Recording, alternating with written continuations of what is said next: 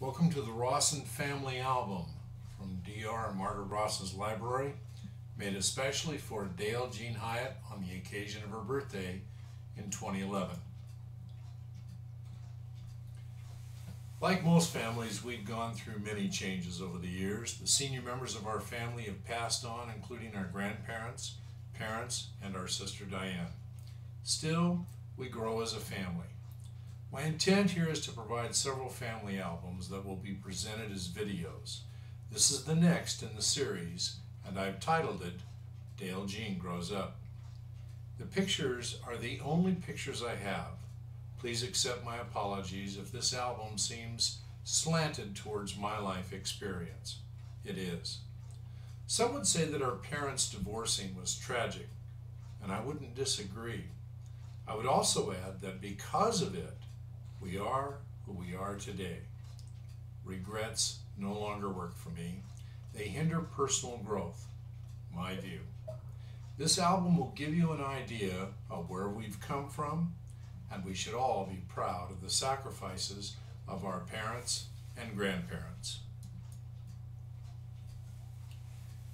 Elmer J. Rawson was the grandfather for Eugene Jean Rawson, our father. This was his wagon team that he used to transport coal from the mountains down to Denver. He held the very first Public Utilities Commission license in the state of Colorado. He was also the sheriff, the last sheriff, of the dry end of the town of Longmont, Colorado. Here's a picture of he and his wife. This photo was taken via a tintype camera in 1897.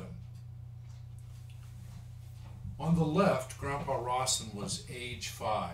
On the right, the picture was taken well past the time he married Grandma. An educated guess was that he was in his late 30s.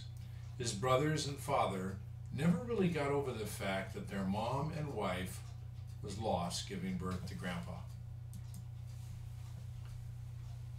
Our grandfather's grandparents on his mother's side were the Stevens family. Look closely at his eyes. Can you see David's eyes? Here's the father to Pauline Inez Rawson, our grandmother. Her maiden name was Morgan, the same as our middle daughter. This is her dad and he when she was probably under a year old. Here's 3 generations. Grandpa E.J. Rawson, Grandpa Homer H. Rawson, and the firstborn to Grandma and Grandpa Richard Rawson. He's about 6 months old. Look at Grandpa's hat and how thin he was. It was the Depression. He worked 3 days a week, and most of what they ate was some form of potatoes.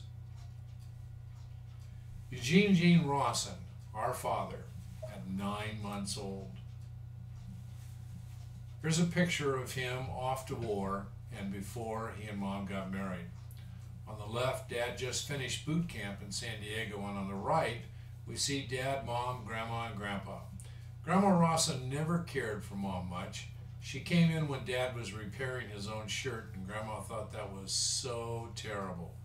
Today, we'd all say, "Get a life, Grandma. Everybody helps." Grandma and Grandpa Rawson on the left, the picture was taken in the 1950s. He was in his mid-50s. On the right, it was 1976. He was 74 years old. Strange, but I remember them more as they are on the left. Uncle Richard and Aunt Jean Rawson, they never had children. He worked for Westinghouse and she was secretary to the chairman of Spreckles Sugar in San Francisco. They lived in Daly City, California. That was their one and only home, and they lived there their entire married life. The picture was taken on our first vacation in July of 1969. That was the year that we landed on the moon. Dale was with us for that vacation, and here Uncle Richard was 6'5" and Aunt Jean was 6'2" tall. Grandpa worked at the sugar mill in Oxnard. That's where I always remember him working. And on the left, they're doing metal spraying. They're adding metal to the surface of that cylinder so that it can be remachined to a better tolerance. On the right, notice the hat? He and Dad both wore those. A sign of the times, no doubt. Here, Mom was about 21 years old. I think this is the same photo that Dad carried with him into boot camp. I think. When they were married, this is their wedding photo. Mom and Dad in 1947, the year after I was born. She was 23 and Dad was 25 years old. Just kids. What did they really know?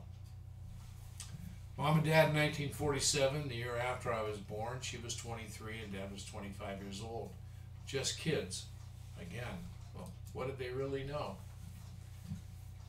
Grandma and Grandpa used to come and visit us in El Cajon on El Moro Street.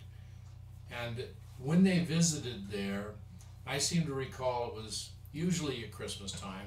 Grandma taught me to pray in a closet on one of their trips after I had said something very bad.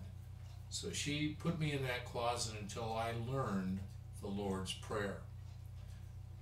Grandpa and Grandma are holding David, Diane on the left, and me with my new hat and guns on the right.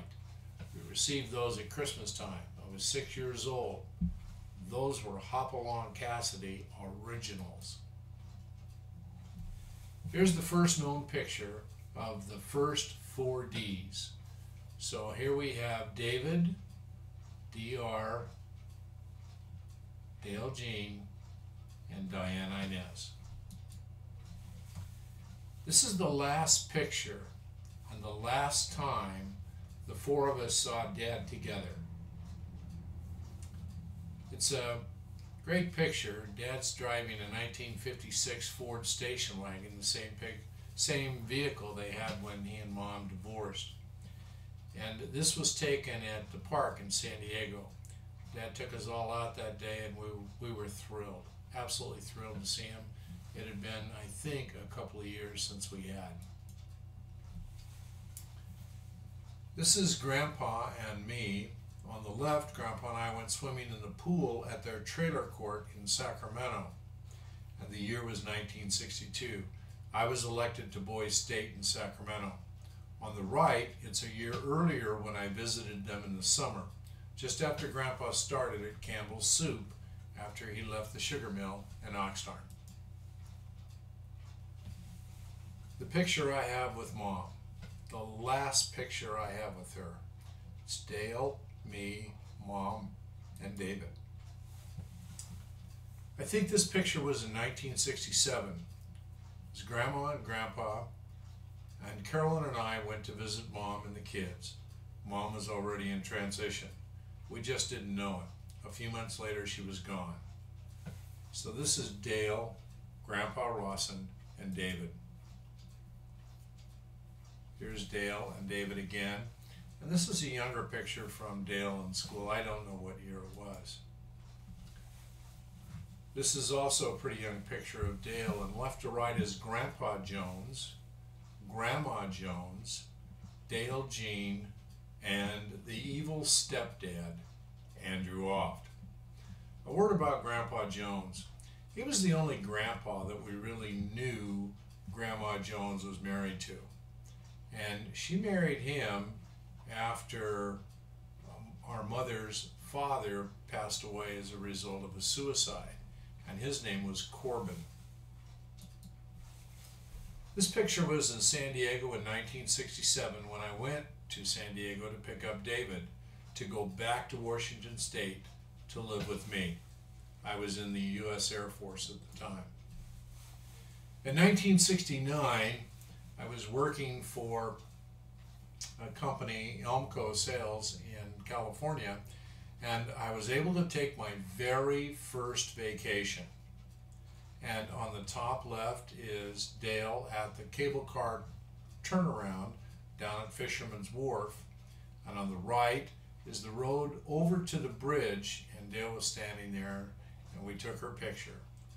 On the bottom left we're at Uncle Richard and Aunt Jean's home, and it's me, and I think I look younger than Dale does at that point, Stephen, Carolyn, and Dale. And on the right, you can see the San Francisco Bay Bridge in the background. And it was July of 1969 when the U.S. moon mission landed. And after the picture in the lower left was taken, it was about 3 days later that we took one small step for mankind. The picture on the bottom left was after Dale came to live with us. I think she had been living with Aunt Edith, and she came up and we decided to all go to the beach one day, and that's Stephen with her. And on the right, when we knew we were going to go live in Florida, we took Dale up to see Grandma and Grandpa Rawson. This is the last known picture of her with Grandma and Grandpa, and this was taken up at Lake Isabella. The sign on the left says Winding Road. Every time the kids, our 6 kids, when they were growing up, wanted to go see Grandma and Grandpa, they always thought of this picture. And they would say, "Let's go see Grandma and Grandpa on the windy road." Here's a picture of Dale graduating from junior high school. And when we got to Florida, I don't know, Dale was pretty upset about something, but this was about the time of her baptism into the church. She was baptized in Tampa, Florida, when we lived there. Here's a whole collection of Dale's pictures from several different ages. And Dale, you're going to have to explain this to your children because honestly, sweetie, I don't know which year was which and which one came first, but they are all single pictures of you, and you are beautiful. On the left is Dale with the Whitakers, which is who she lived with when she was in high school, and that's her graduation day from high school. On the right is your Aunt Diane and Dale and me. Now just a word about the way I'm dressed. Everything I have on, shirt, tie, jacket, and pants, are all polyester, finished off with a white belt and a white pair of shoes. I wore so much polyester in those days, it's a wonder it didn't warp my mind completely. But this is the day that Dale graduates from high school in Provo, Utah. Here's a picture. I don't know where the top left one was taken. The bottom right was taken in the Whitakers' home. And I think Dale's looking at one of the cross-stitch pictures that Dad did. And Diane delivered it to her up in Provo. Dale gets married. What a beautiful bride. It was a really special day. It's the kind of day that makes you proud. And I know that if our parents had been alive, they would have been real proud, really proud to see her and your dad get married. It was a great, great day. Here's a picture of Dale and me together, and then of course the family, Rick's parents on one side, and Murray and Ann Rawson on the right. Murray and Ann paid for so much of what Dale did. She went to live with the Whitakers and the Rawsons from Tampa, Florida. And Murray said to me in an interview one day, he says, "I need to do something for you, and you need to let me do it. I want to take over raising Dale. You shouldn't be doing this. You're too young. And someday you'll understand why." And I do. And I'm so grateful that this man had the wisdom to see that it's what Dale needed. And I think it's why she's close to the church and why Rick and her are both close to the church. Down the left is when they got their cake. I wasn't even invited to that, so I wasn't there. And then this is a picture as they began their life. Let the great times roll on eternally. I put a picture of grandfather in, and this is Katie down in the lower right-hand corner. The year was 1982. Katie is just over a year old, but walking. Grandpa is 80 years old. He moved into the trailer park with Grandma. She died in 1979 when I think of him today, this is what he looks like in my mind. This was also the last place that they lived when he retired. He and Grandma retired. They moved to Lake Isabella, to Kernville, and they lived there. And the game plan was that when Dad retired, he was going to live about 3/4 of a mile away from that trailer so that they could all be up there and go fishing together. Well, that never happened, obviously. Dad died. But I thought you'd enjoy this picture and having it because he is your grandfather, and that's about what he looked like the last time you saw him. Here he is with my kids. That's Katie in his arms. It's McKay and Doug and Cameron in the center and Morgan. Here's Grandpa doing his favorite thing, eating ice cream. He's in his favorite chair that he had for more than 20 years. And he just sat there on the left of that lamp every day, and he watched his sports and he did his thing. Notice the boombox on the extreme left? That was something we gave him, and he was so grateful for it because he could really hear the music. The kids liked to turn on and off his lamp. It was one of those you could tap the base and it would go on and off. And he used to let them count his change at his feet so he could watch them when they came up. And here he's about 84. Here's the announcement of his death and all the corresponding dates, and I thought that you'd appreciate having that. When Grandpa passed, it was such an end of an era. It was at that point in time I realized that in direct descendants I was the oldest, because Richard, Ross, and Uncle Dick was never really in our lives. So at this point I became the oldest member of the family, and it was a pretty startling realization. Here's his funeral. Left to right is Carolyn, and then Katie, Taylor, and Steve. And you guys were there as well, Dale. I just didn't get any pictures of it. I'm sure you have some. And Richard was also there. He's buried in Lake Isabella next to Grandma. And here's some pictures of you, Dale, before you got married and getting married, and I just thought it was a nice collage put together. And here's a collage of all those little pictures. I thought it was kind of nice to see that. And then I put finally some pictures of us as brothers and sisters that I thought you'd like to see. And so I want to wish you happy birthday from your big brother. And the year is 2011. You're now 57 years young. And you know what? When I think of you, Dale, I still think of you as a 14-year-old girl. I love you.